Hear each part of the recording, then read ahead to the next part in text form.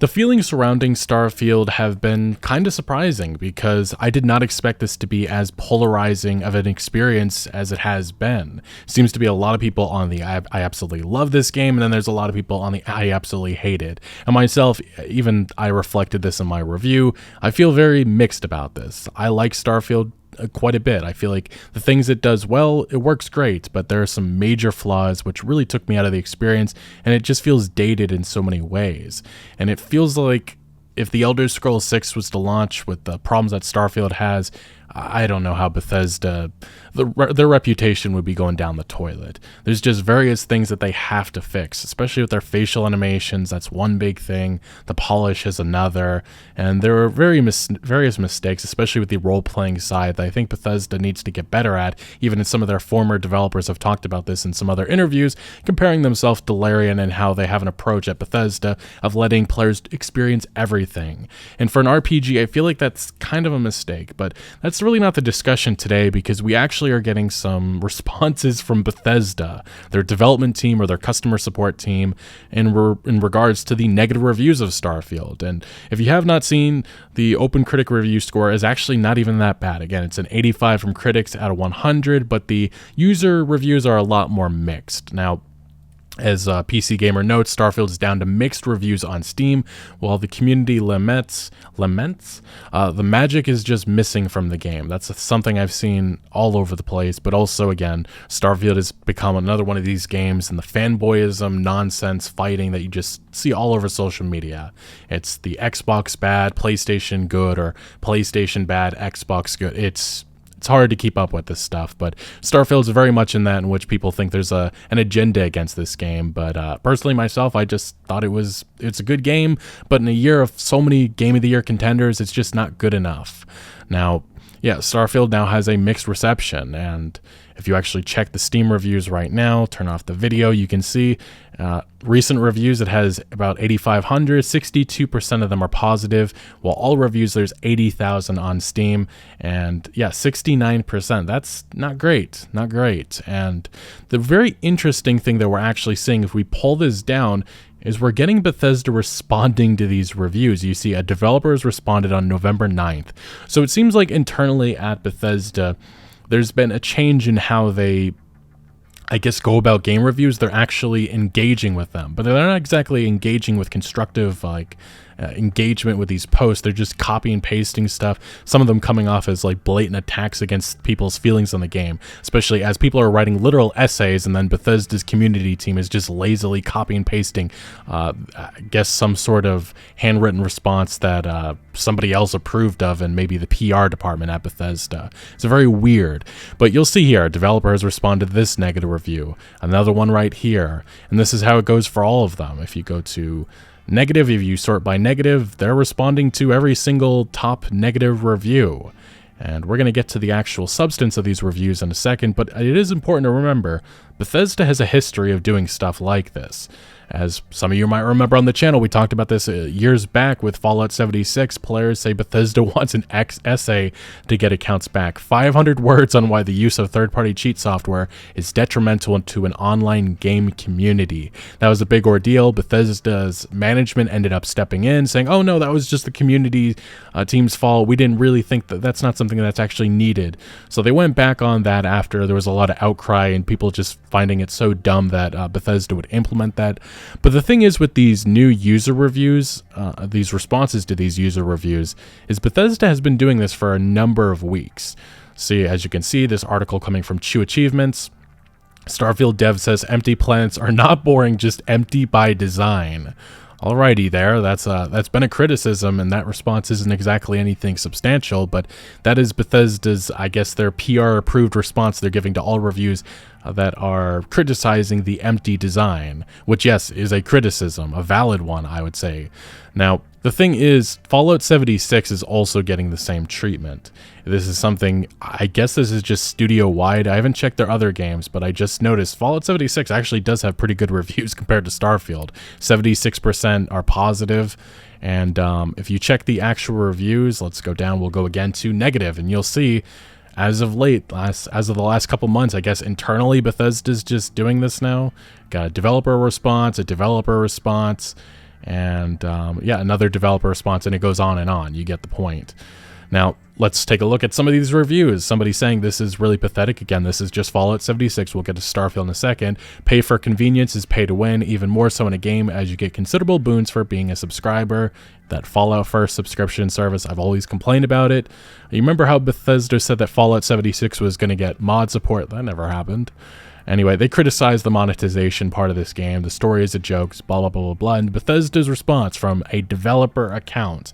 Thanks for taking the time to review Fallout 76. We are sorry to hear that you did not enjoy your time in our game to the Atomic Shop, Fallout First. And this is what they say in regards to their microtransactions, their defense. The Atomic Shop was founded to give you as much choice and variety in how you want to customize and celebrate your adventures in the wasteland. It does not offer anything with a competitive advantage.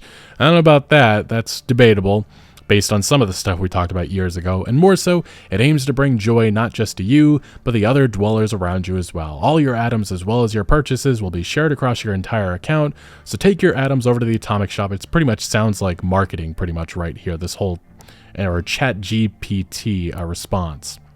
And then here's their Fallout First defense. You do not need a Fallout First subscription to enjoy the wasteland of Fallout 76. Non-Fallout First members can also enjoy their friends by being invited to a private adventure or custom world. Although I believe the private world is paywalled behind Fallout First, and there's no way of getting around them. There's other advantages as far as I remember. It's been a while since I played Fallout 76. Seasons in Fallout 76 are free for all players as well. Fallout First is a premium membership that enhances the Fallout 76 experience, and blah, blah, blah. Again, this just reads off as marketing for this whole thing. And then we have another one, which is another one in regards to Fallout 76, saying it's nothing like Fallout 4. The whole multiplayer aspect just ruins the feel. And this is their response. Thank you for your review. If you feel things are starting hard, it just, again, the review from this individual and Bethesda's response just does not line up. It's like they're just listing off features of the game, not actively engaging. Like, do not be afraid to spend some time exploring the forest region if you encounter any quests that seem too hard for your current level. And I guess that's a response to I randomly found a power suit, no ceremony, no build-up, just found out one in the open at level 20 or so. That is nothing. I guess they saw level and that was their copy and pasted response. But anyway, that is Fallout 76. My point with bringing that up is that they've been doing this as of late just with their last couple of games. Again, with Starfield, this is what it looks like on all of their recent reviews. Get a response here, a response here, a response here, a response here, blah, blah, blah. It goes on, as you can see. They're not responding to just a couple of posts. They're responding to every single one of them. It's kind of crazy, honestly. It's hard to keep up with the amount of ones. But the problem is that these aren't like constructive, like, hey, okay, let's actually engage with the contents of what people are complaining about. They're just going out of their way to just have a response there, which is being mocked by everybody. Now, if we get to some of these actual reviews, let's see, here with Starfield, here's one. I'm a huge RPG fan, been playing them for 20 years, blah, blah, blah, blah, blah. Unfortunately, I witnessed a constant decline of quality RPG elements and choice of consequence with Bethesda RPG since Oblivion. They go over some of the good, the shipbuilding, blah, blah, blah, blah, blah. They talk about the combat. It's an integral part of the game, but they call it a con, and probably one of the worst. It feels clunky, one-dimensional, and outdated. It's a slightly smoother version of Fallout 4's combat, and actually, I agree, although my feeling is it's a little bit better than how this person's describing it, but Fallout 4's was definitely really flawed, and Starfield is better, but it's definitely nowhere near on the level of so many other shooters. But here's Bethesda's response in regards to all of this. We are sorry to hear that you did not have a positive experience with Starfield. This again looks to be another person on the development team or community team. The combat in Starfield is some of the most advanced in a Bethesda title to this day. That is not saying much, Bethesda. That is not much. It is one of our players' favorite aspects of the game, particularly for those who don't want to bother with a story and want to fulfill their space scoundrel itch. You have numerous weapons at your disposal, all that can be customized to your liking. Enemies also hit hard, particularly at higher difficulties. I don't know about that one, especially because it definitely feels extremely overpowered. And then they go over some of the other stuff. If you feel that things are getting boring, there's so much more to do than just the main mission. There are many side missions, and We can understand, okay, this person actually did bring up the UI. This was something I constantly criticized in my own review of the game. I thought the UI was an absolute mess. UI is clunky and navigating through them is tedious. It was clearly designed for consoles, but even then it's bad. Also, no local/city maps. That was a major criticism that I had, and this person brings it up. Bethesda's response is the following. We can understand your frustration with how the UI functions within the game. Starfield's art direction and overall UI aesthetic is meant to be cohesive and have a NASA punk look. Menus are clean, bold, and neatly organized with the focal point on the player character. The skill menu is colorful and iconic, while the inventory shows off items, weapons, and armor in a visually striking way. These UI design choices increase your immersion into the Starfield universe. Again, this isn't actually like talking to this person about their lengthy review of almost all kinds of different aspects of the game. This is just them listing off features in the game and then having like these little sly remarks about how the overall community feels about Starfield, which just isn't true. I mean, there's a reason why the game has a 69% on Steam, and it has nothing to do with fanboyism or whatever. It's just a lot of people feeling that this Bethesda experience is dated, and Bethesda did go out of their way to do something very different in the fact that you have all these different planets to explore, but the problem is they are very empty. And I feel like Bethesda's greatest strength, especially in the worlds of Skyrim and the Commonwealth and Fallout 4, is that you have all of that content close together. And in Starfield, it's very far apart, which can create problems, and it has, which is why there's so many negative impressions of this game. But these reviews go on and on. It's pretty much, again, copy and pasted stuff. I'm just showing you here. The more I play Starfield, the smaller it feels. And then another one, you can fly, you can shoot, you can mine, you can loot. Starfield, again, it just reads off as marketing nonsense. The point of a big open world if there's nothing interesting inside. And they named off a lot of stuff that just felt pointless to do, some of which I've brought up in the past. And then we have Bethesda's responses: try creating different characters with backgrounds and characteristics that clash or are opposite of your previous character. You will feel like you're playing a totally different game. Put points in different skills from a character you've previously created, and you are now faced with completely different decisions to make and difficulties to encounter. There are so many layers to Starfield that you will find things you've never knew were possible after playing for hundreds of hours. And again, that just conflicts with the fact that Bethesda lets you pretty much do everything on one playthrough. Sure, I think you could really go maybe 2 playthroughs, one that's evil, one that's not, but I don't really think you're getting a drastically different experience compared to like some of the RPGs that have released this year, such as Baldur's Gate 3, something that a former Bethesda developer admitted in a recent interview as well. And then in regards to dead-eyed NPCs blather at you with dialogue as wordy as it is boring. Bethesda's response here is to keep Starfield as dynamic as possible. NPCs are not fully scripted, so weirdness can ensue sometimes. Sometimes is being generous. The goal is to make believable characters on the screen with realistic reactions to your... No, that is not what happens. That's not at all what happens with any of these Bethesda games. I mean, hell, you can compare it to really any of the RPGs out there. Cyberpunk is a great example. The NPCs don't look brain dead, but I get it. There is an element to the fact that you can really do a lot more in these Bethesda games, but I just feel like that's not an excuse that you can have in this year, or 2023. NPC AI has been improved with the move to Creation Engine 2 that has radiant AI enhancements that allow for dynamic interactions within the game's various environments.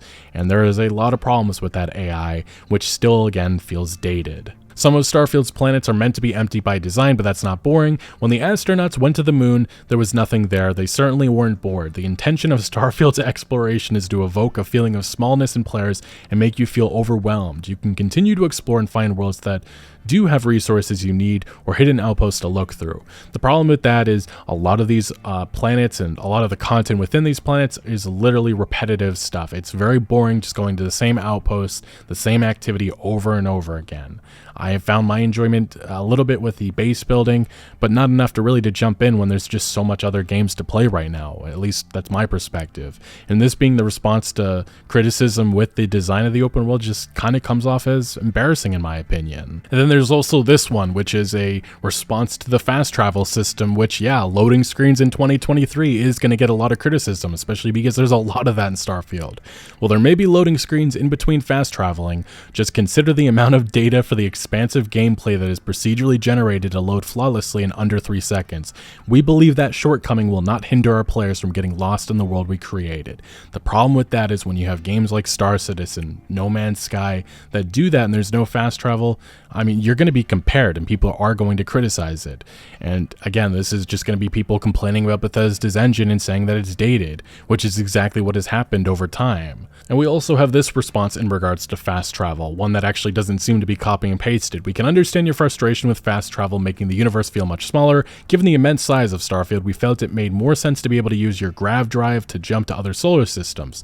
The option to fly freely among planets is still there. It's an illusion, let's be honest. And you can travel from one planet to another and land without needing to open your map if you use your scanner. However, for an expedition like solar system travel, jumping is necessary. Remember that fast travel also has its perks, as you can do so quickly when trying to complete quests and will always be given visual of your ship launching and landing, thus being able to appreciate all the little details that make your customized ship look unique. And here we go. And then we got people mocking them with this because, yeah, this does look kind of embarrassing. I can understand developers that are actually engaging with these reviews and such, but that's not what is happening here.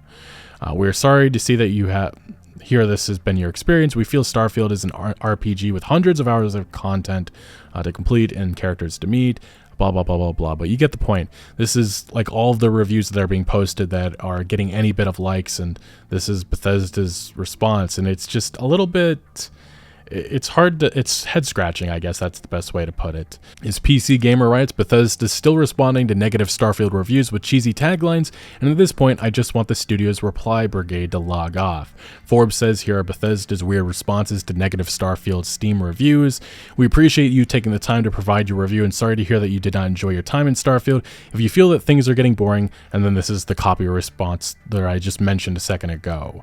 Another one, if you complain about its story or that it's not as good as past BGS games, you get this. We are sorry to hear that you did not enjoy your time in Starfield.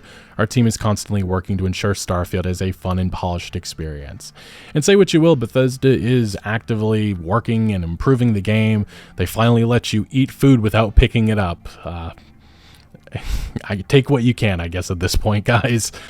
We have another one in which my favorite one I've seen is that 4 days ago, someone just said go pie Cyberpunk instead, and we're hit with the above response. Bethesda also frequently suggests going to the game's Discord to talk with other players about things to do. And this is, again, another one of those copy-pasted responses I brought up a second ago, them just naming off stuff that you can do in the game.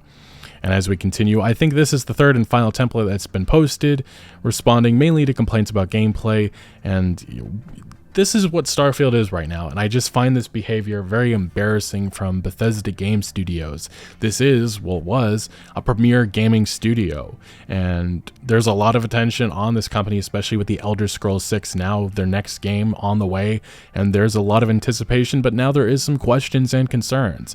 Questions and concerns that have been lingering for the last couple of years, especially after Fallout 4, especially after Fallout 76, and it's been further kind of enhanced with Starfield, just in the sense that Bethesda needs to do better on just in multiple ways, because their games do feel dated, and I understand that some people defend this by just saying this is how BGS experiences are. It's not for everybody, and that's okay, but that's going to be shown in the reviews. Now, it is worth mentioning we did see some game developers talking about what has happened here. We had Xavier Nelson. He said, for those who aren't familiar, this is becoming industry standard because of how important of a role Steam reviews play and the proven ability to sometimes flip negative reviews based off of simply interacting with the user. It's spreading. This is just a very big game doing it. Now, the big difference I do think is I have not seen many AAA developers, these big studios, doing this practice yet. And this isn't the fact, I understand that indie game studios, they may actually, you know, have some constructive thoughts that they're giving to these users, but that's not what's happening here. Now, another one saying, this is a standard practice across the industry, Steam reviews drive sales, and engaging with them helps convert negative reviews. As it's been said before, you're just now paying attention and for some reason weird about it. It's the way Bethesda is going about it that's very different. That's what I would actually say in regard to this, and I don't think that this individual understands that, or they're actually even looking at what Bethesda's community development team is saying. Another one, completely extraordinary that a major publisher would engage players individually to tell them that actually they're mistaken if they think the game is boring, which is exactly what's happening here. Another one, this honestly tells you everything you need to know about Bethesda in my opinion, and I do think that Todd Howard and his team, they've said in the past they do care about these reviews, and it definitely has to irk somebody in that studio, the fact that this has such a low rating on Steam right now. I mean, it's lower than Fallout 76 for Christ's sake. Another one, this is actually one that I thought perfectly summed up kind of my thoughts on this. That's not it. Bethesda is not responding constructively to any criticism. They're replying to the most negative reviews by saying you need multiple playthroughs and hundreds of hours to understand Starfield, plus Moon was empty when humans landed there. No one complained then. And that specific one is literally actually something that they bring up in some of these reviews. Anyway, Bethesda, their responses to these negative reviews just come off as lazy and just a little peculiar in my opinion. But what do you make of all this? Let me know your thoughts down in the comment section below. But thank you for watching. Make sure to leave a like if you did enjoy this video or if you found any informative value, and consider subscribing for more videos like this, and I'll see you later.